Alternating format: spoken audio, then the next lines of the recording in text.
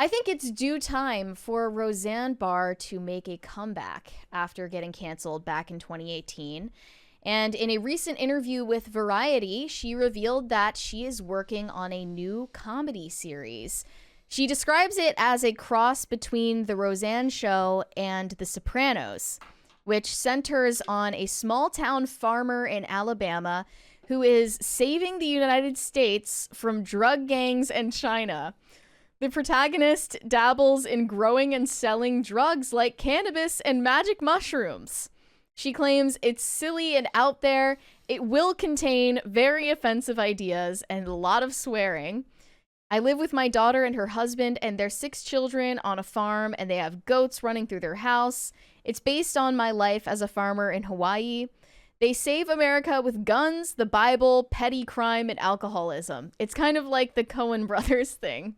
She also says that the new series will follow a family that has many similarities with the Connors, the family that she was a part of on screen until she was unceremoniously fired by Disney for an offensive tweet about an Obama aide named Valerie Jarrett, calling her a mix between Planet of the Apes It was and very what was it? I don't Michelle remember. Obama meets Planet of the Apes or something. It was not a nice thing to say. I don't even remember what it was. It doesn't matter. The point is that it's due time for her to move on, and this is why she's promoting her new project. She also says, there's a scene where I have to strap myself into a corset. My granddaughter helps me, and then I go into town to flirt with all the shopkeepers that are just grotesque people. It's just a cartoony kind of thing. If I'm being completely honest, this doesn't interest me, but that's because cartoonishly over-the-top characters don't interest me. It's actually the worst type of television for me. Do you think that's the way she came across in her show? I mean, in Roseanne?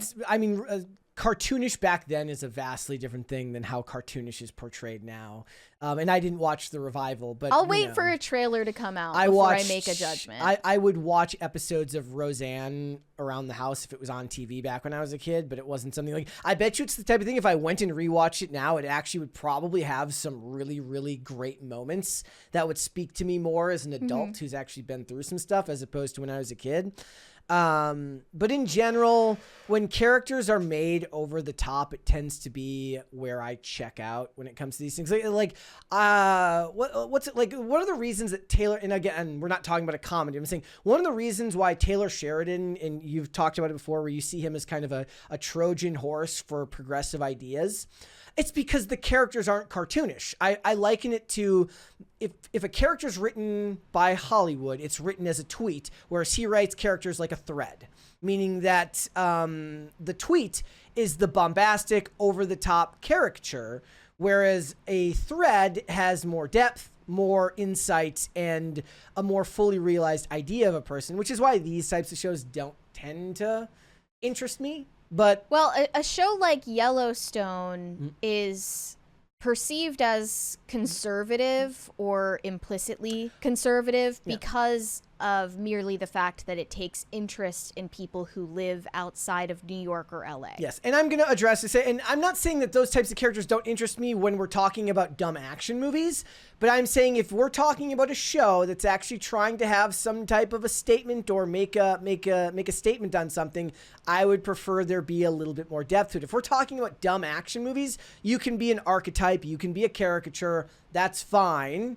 Like, if I'm watching John Wick, I expect him to kill 100 nameless Russian mobsters, all named Arkady. But we're not going to know what Roseanne is cooking up until we see it for ourselves. So I think I'm going to reserve judgments until I see a trailer, but it's still in early development at this point. She says the new project will soon be shopped in Hollywood, but declined to say who is selling it. She says, if Hollywood doesn't buy it, then I'm just going to make it myself. Does anybody in Hollywood like America or the people who watch TV? Because the people who watch TV would really like to see a show where working class people win against the enemies of America. I mean, that has to be deftly handled if we're going to do that.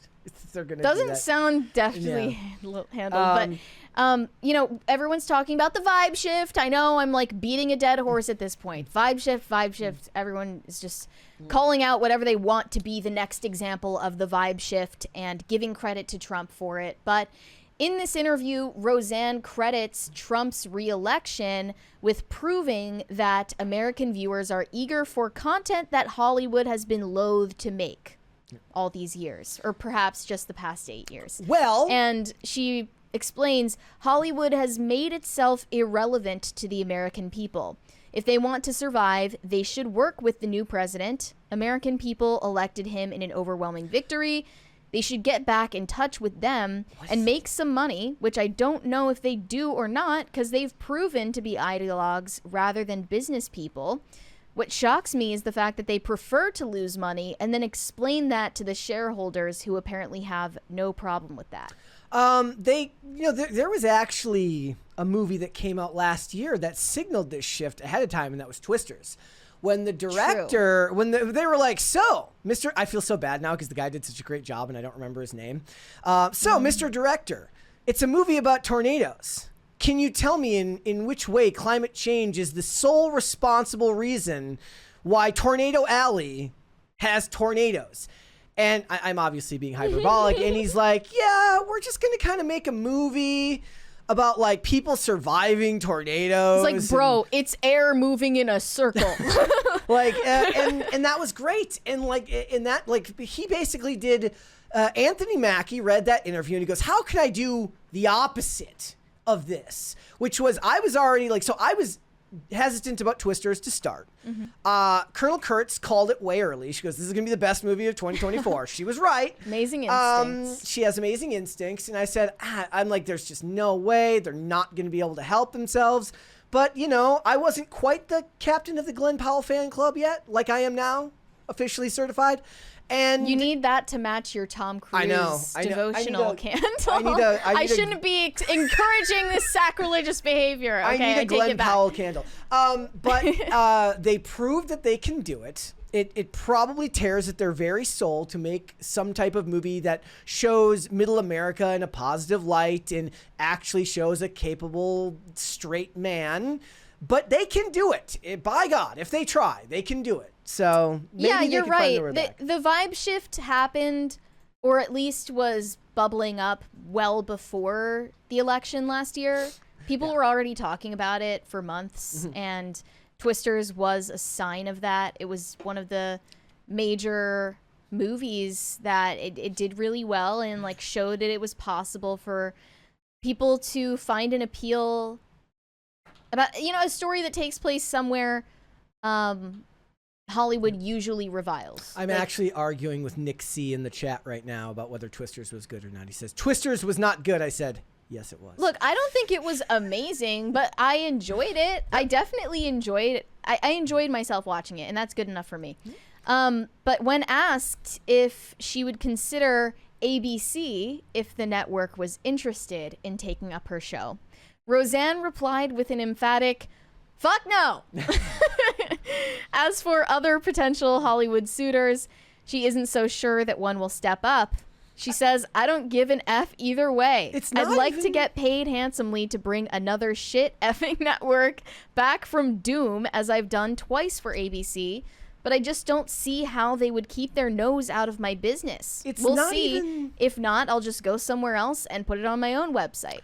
It's not even necessarily outside of the realm of possibility at ABC, given that they work with Tim Allen on all of his stuff. I don't think he was as canceled as Roseanne was. I mean, different time. Bob Iger literally came out to the press and said that she was this disrespectful, insensitive monster, basically. Yeah. So when Bob Iger is going to the press to talk shit about you, it's kind of final.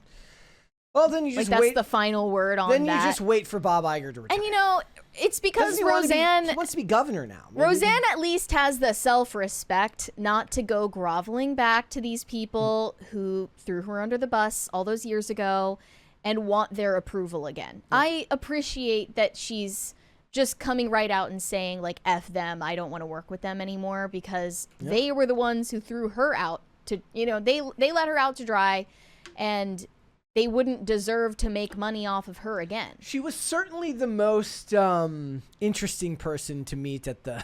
She was. it the Mr. Burton She's premiere? obviously, it goes without saying that Roseanne is just like a character. Yeah, very much like so. She's just a magnetic personality. Thanks for watching. Listen to full episodes of Pop Culture Crisis on Spotify. Keep up with us on social media and make sure you subscribe and ring that bell so you never miss the show. Bye, guys.